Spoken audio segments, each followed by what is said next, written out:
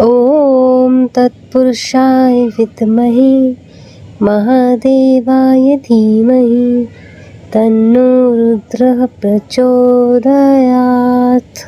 हर हर महादेव। आप सभी भक्तों का स्वागत है। प्रिय भक्तों, आप सभी को भगवान भोलेनाथ के श्रावण मास की शिवरात्रि की हार्दिक शुभकामनाएं।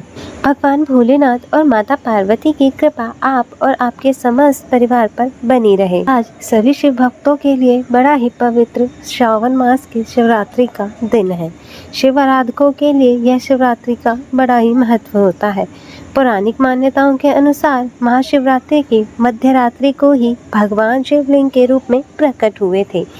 माना जाता है कि इसी समय ब्रह्मा और विष्णु के द्वारा पहली बार शिवलिंग का पूजन किया गया था। परंतु एक वर्ष में एक महाशिवरात्रि और 11 शिवरात्रियां पड़ती हैं, जिन्हें मासिक शिवरात्रि के रूप में मनाया जाता है।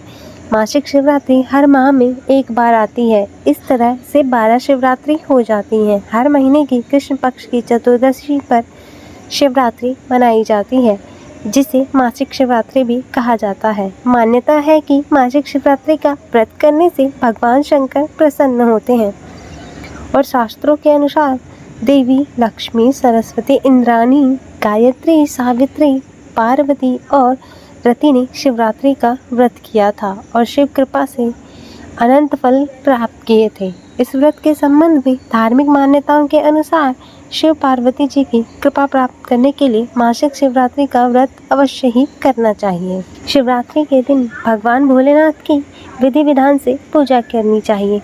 इस दिन शिवलिंग पर गंगा जल अर्पित किया जाता है। ऐसा माना जाता है कि ऐसा करने से सभी मनोकामनाएं पूर्ण हो जाती हैं। भगवान शिव बहुत ही दयालु हैं। अपने भक्तों की सभी समस्याओं को बड़ी ही आसानी और जल्दी से दूर कर देते हैं और भगवान भोलेनाथ सौभाग्य, सुख, शांति और आरोग्यता का आशीर्वाद देते हैं। ऐसी मान्यता है कि इस दिन का व्रत रखने से सभी पापों से मुक्ति मिल जाती है और वैवाहिक जीवन की सभी समस्याएं भी दूर हो जाती हैं। भक्तों की जो भी कामना हो उसे मन में रखकर आज के दिन शिवलिंग की पूजा करनी चाहिए। शिवलिंग पर बेलपत्र अर्पित करने से कुंवारी कन्याओं को मनोवांछित वर की प्राप्ति होती है और उनके विवाह में आ रही बाधाओं से भी उन्हें मुक्ति मिल जाती है। प्रिय भक्तों, आज हम श्रवण करेंगे सावन मास की शिवरात्रि की कथा। तो उससे पहले आप जान लीजिए कि किस प्रकार आज के दिन आपको पूजा करनी चाहिए। सावन शिवरात्रि के दिन सुबह जल्दी उठकर स्नान आदि से निवृत्त होकर स्वच्छ वस्त्र धारण कर भगवान शिव का ध्यान करना चाहिए।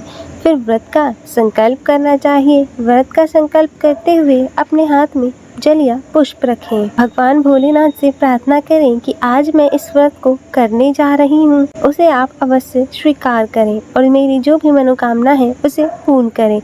इस प्रकार संकल्पित जल को भगवान के चरणों में अर्पित करना चाहिए। सुबह की पूजा आप चाहे तो मंदिर में जाकर भी कर सकते हैं या घर पर भी आप पूजा कर सकते हैं। इस दिन शिवलिंग का रुद्राभिषेक भी किया जाता है। आज के दिन भगवान भोलेनाथ को दूध, घी, गंगा जल, शहद, शक्कर और गन्ने के रस से रुद्राभिषेक किया जाता है। ऐसा करना बहुत ही शुभ माना जाता है। इसके बाद शिवलिंग पर सफेद चंदन, फल, धतूरा, बेलपत्र और फूल अर्पित किए जाते हैं। धूप और दीपक जलाया जाता है। शिव चालीसा, शिव स्तुति और शिव पंचाक्षर स्तोत्र का जाप किया जाता है। साथ ही व्रत की कथा पढ़ी और श्रवण की जाती है। सबसे अंत में क्षमा याचना की जाती है। अब हम श्रवण करेंगे भगवान भोलेनाथ के श्रावण मास के शिवरात्रि की कथा। तो आप सभी भक्तजन बड़ी ही श्रद्धा और प्रसन्न चित्त मन से इस कथा को श्रवण कीजिएगा। एक बार सभी प्रेम से बोलिए, भगवान भोलेनाथ की जय, माता पार्वती की जय, सर्व देवी देवताओं की जय। भविष्य पुराण के अनुसार प्रत्येक माह की कृष्ण पक्ष की चतुर्दशी को मासिक शिवरात्रि पड़ने के कारण यह तिथि बेहद ही खास होती है। इस तिथि के स्वामी भगवान शिव जी हैं। इस दिन भगवान शिव जी की पूजा के साथ साथ शिव परिवार के सभी सदस्यों की उपासना की जाती है और इस व्रत के प्रभाव से व्यक्ति काम, क्रोध, लोभ, मोह आदि बंधन से मुक्त हो जाते हैं तथा व्यक्ति की सभी तरह की मनोकामनाएं पूर्ण होती हैं और व्यक्ति दीर्घ आयु, आरोग्य तथा संतान, धन आदि की प्राप्ति करता है। मान्यता है कि मासिक शिवरात्रि का व्रत भोलेनाथ को अत्यंत ही प्रिय है तथा यह व्रत बहुत ही प्रभावशाली है। प्रिय भक्तगणों, भगवान शिव का ध्यान करते हुए आइए श्रवण करते हैं मासिक शिवरात्रि की व्रत कथा। ओम नमः शिवाय। एक बार पार्वती माता ने भोले शंकर से पूछा कि हे भगवान, ऐसा कौन सा श्रेष्ठ तथा सरल व्रत पूजन है जिससे मृत्युलोक के प्राणी आपकी कृपा सहज ही प्राप्त कर लेते हैं। उत्तर में शिवजी ने माता पार्वती को मासिक शिवरात्रि की व्रत का विधान बतलाकर कथा सुनाई। वह कथा कुछ इस प्रकार से है। चित्रभानु नाम का एक शिकारी था। जानवरों की हत्या करके वह अपने परिवार को पालता था।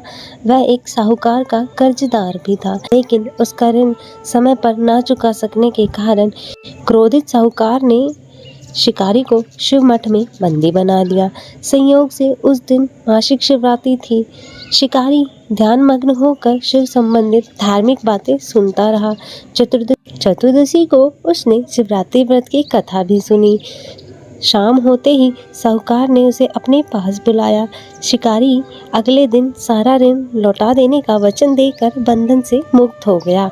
अपनी दिनचर्या की भांति वह जंगल में शिकार करने निकला, किंतु दिन भर बंदी गृह में रहने के कारण वह भूख प्यास से व्याकुल था। शिकार खोजता हुआ वह बहुत दूर निकल गया। जब अंधकार हो गया तो उसने विचार किया कि रात जंगल में ही बितानी पड़ेगी। वन में एक तालाब के किनारे बेल के पेड़ पर चढ़कर रात बिताने का इंतजार करने लगा। बेल के वृक्ष के नीचे एक शिवलिंग था जो बेल के गिरे हुए सूखे पत्तों से ढका हुआ था। शिकारी को उसका पता नहीं चला। पड़ाव बनाते समय जो उसने टहनियाँ तोड़ी वे संयोग से शिवलिंग पर गिर गई। इस प्रकार दिन भर भूखे प्यासे शिकारी का व्रत भी हो गया और शिवलिंग पर बेल पत्ते भी झड़ गए। एक प्रहर की रात्रि बीत जाने के बाद गर्भवती हिरनी तालाब के पास पानी पीने पहुंची। शिकारी ने धनुष पर तीर चढ़ाकर ज्यों ही प्रत्यंचा खींची, हिरनी बोली, हे शिकारी, मैं गर्भवती हूँ, शीघ्र ही प्रसव करने वाली हूँ। तुम एक साथ दो जीवों की हत्या करोगे जो कि ठीक नहीं है। मैं बच्चे को जन्म देकर शीघ्र ही तुम्हारे समक्ष प्रस्तुत हो जाऊंगी, तुम मुझे मार लेना। शिकारी ने प्रत्यंचा ढीली कर दी और हिरनी जंगली झाड़ियों में लुप्त हो गई। प्रत्यंचा चढ़ने तथा ढीली करने के समय कुछ बेल के पत्ते अपने आप ही टूटकर शिवलिंग पर गिर गए।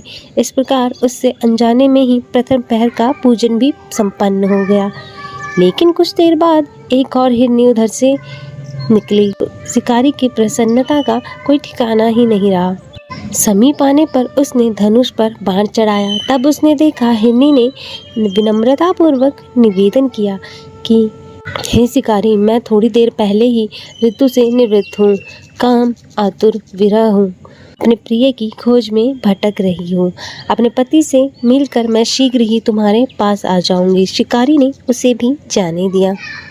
2 बार शिकार को खोकर उसे चिंता हो गई। रात्रि के आखिरी प्रहर बीत रहा था। इस बार भी धनुष से लगकर कुछ बेल के पत्ते शिवलिंग पर जा गिरे तथा दूसरे प्रहर का भी पूजन संपन्न हो गया। तब एक हिरनी अपने बच्चों के साथ उधर से निकली। शिकारी के लिए यह स्वर्णमय अवसर था जिसे वह नहीं खोना चाहता था। उसने धनुष पर तीर चढ़ाने में देर न लगाई। वह तीर छोड़ने ही वाला था कि हिरनी बोली, हे शिकारी, मैं इन बच्चों को इनके पिता के हवाले कर लौट आऊंगी, इस समय मुझे मत मारो। शिकारी हंसा और बोला, अच्छा, सामने आए शिकार को छोड़ दूं? मैं ऐसा मूर्ख नहीं हूँ। इससे पहले मैं 2 बार अपना शिकार खो चुका हूँ। मेरे भी बच्चे भूख प्यास से व्यग्र हो रहे हैं। उत्तर में हिरनी ने कहा, जैसे तुम्हें अपने बच्चों की ममता सता रही है, ठीक वैसे ही मुझे भी है। शिकारी, मेरा विश्वास करो, इन्हें इनके पिता के पास छोड़कर तुरंत लौटने की प्रतिज्ञा करती हूँ। हिरनी का दुखी भरा स्वर सुनकर शिकारी को उस पर दया आ गई और उसने उस हिरनी को भी जाने दिया। शिकार के अभाव में तथा भूख प्यास से व्याकुल होकर शिकारी अनजाने में ही वृक्ष पर बैठा बेलपत्र तोड़कर नीचे फेंकता जा रहा था। जब भोर होने को हुई तो एक हष्ट-पुष्ट मृग उसी रास्ते में आया। शिकारी ने तो सोच लिया था कि इस शिकार को वह अवश्य ही करेगा। शिकारी की तनी हुई प्रत्यंचा देखकर वह मृग शिकारी की तनी हुई प्रत्यंचा देखकर वह मृग शिकारी से बोला, शिकारी, तूने मुझसे पूर्व आने वाले 3 हिरन तथा छोटे बच्चों को भी मार डाला है, तो मुझे भी मारने का कष्ट करो, ताकि मुझे उनके वियोग में एक भी क्षण दुख ना भोगना पड़े। मैं उन हिरनों का पति हूँ। यदि तुमने उन्हें जीवन दान दिया है तो मुझे भी कुछ क्षण का जीवन देने की कृपा करो। मैं उनसे मिलकर कुछ ही समय में तुम्हारे समक्ष उपस्थित हो जाऊंगा। मृग की बात सुनते ही शिकारी के मन में पूरी रात की घटना का चक्र घूम गया। उसने सारी कथा मृग को सुना दी। तब मृग ने कहा, मेरी तीनों पत्नियां जिस प्रकार प्रतिज्ञाबद्ध होकर गई हैं, मेरी मृत्यु से अपने धर्म का पालन नहीं कर पाएंगी। अतः जैसे तुमने उन्हें विश्वास पात्र मानकर छोड़ा है, वैसे ही मुझे भी जाने दो। उनके साथ तुम्हारे सामने शीघ्र उपस्थित हो जाऊंगा। शिकारी ने उसे फिर जाने दिया। इस प्रकार से प्रातः हो गई। उपवास, रात्रि जागरण तथा शिवलिंग पर बेलपत्र चढ़ाने से अनजाने में ही मासिक शिवरात्रि की पूजा पूर्ण हो गई। पर अनजाने में की हुई पूजा का परिणाम उसे तत्काल मिला। शिकारी का हिंसक हृदय निर्मल हो गया, उसमें भगवत शक्ति का वास हो गया। थोड़ी देर बाद ही वह मृग परिवार शिकारी के समक्ष उपस्थित हो गया, ताकि वह उनका शिकार कर सके। किंतु जंगली पशुओं की ऐसी सत्यता, सात्विकता तथा सामूहिक प्रेम की भावना को देखकर शिकारी को बड़ी ही ग्लानि हुई। उसने मृग परिवार को जीवन दान दे दिया। अनजाने में ही शिवरात्रि के व्रत का पालन करने से शिकारी को मोक्ष और शिवलोक की प्राप्ति हुई। हे प्रभु, हे दयानिधि, जिस प्रकार आपने शिकारी को सद्गति दी, उसको मोक्ष की प्राप्ति दी, उसी प्रकार अपने सभी भक्तों पर इस कथा कहानी को प्रेम भाव से सुनने वाले पर अपनी कृपा बनाए रखिएगा। ओम नमः शिवाय। हरे हर महादेव। जय शिव ओमकारा, ओम जय शिव ओमकारा। ब्रह्मा विष्णु सदा शिव, ब्रह्मा विष्णु सदा शिव, अर्धांगी धारा। ओम जय शिव ओमकारा। एकानन चतुरानन पंचानन राजे, ओ भोले पंचानन राजे। हंसानन गरुड़ासन, हंसानन गरुड़ासन, वृषवाहन साजे। ओम जय शिव ओमकारा। 2 भुज 4 चतुर्भुज, 10 भुज अति सोहे, हो भोले 10 भुज अति सोहे। त्रिगुणी रूप निरखता, त्रिगुणी रूप निरखता, त्रिभुवन जन मोहे। ओम जय शिव ओमकारा। अक्षमाला वनमाला रुंडमाला धारी, ओ बोले रुंडमाला धारी। चंदन मृग मद सोहे, चंदन मृग मद सोहे, भाले शशिधारी। ओम जय शिव ओमकारा। श्वेतांबर पीतांबर बागंबर अंगे, हो बोले बागंबर अंगे। सनकादिक गरुनादिक, सनकादिक गरुनादिक, भूतादिक संगे। ओम जय शिव ओमकारा। करके मध्य कमंडलु, चक्र त्रिशूल धरता, ओ स्वामी चक्र त्रिशूल धरता। जग करता जग भरता, जग करता जग भरता, जग संहार करता। ओम जय शिव ओमकारा। ब्रह्मा विष्णु सदा शिव, जानत अविवेका, हो भोले जानत अविवेका। प्रणवाक्षर के मध्य, प्रणवाक्षर के मध्य ये तीनों एका। ओम जय शिव ओमकारा। काशी में विश्वनाथ विराजत, नंदी ब्रह्मचारी। नित्य उठी भोग लगावत, महिमा अति भारी। ओम जय शिव ओमकारा। त्रिकोणी शिव जी की आरती जो कोई नर गावे। कहत शिवानंद स्वामी, कहत शिवानंद स्वामी, मन वांछित फल पावे।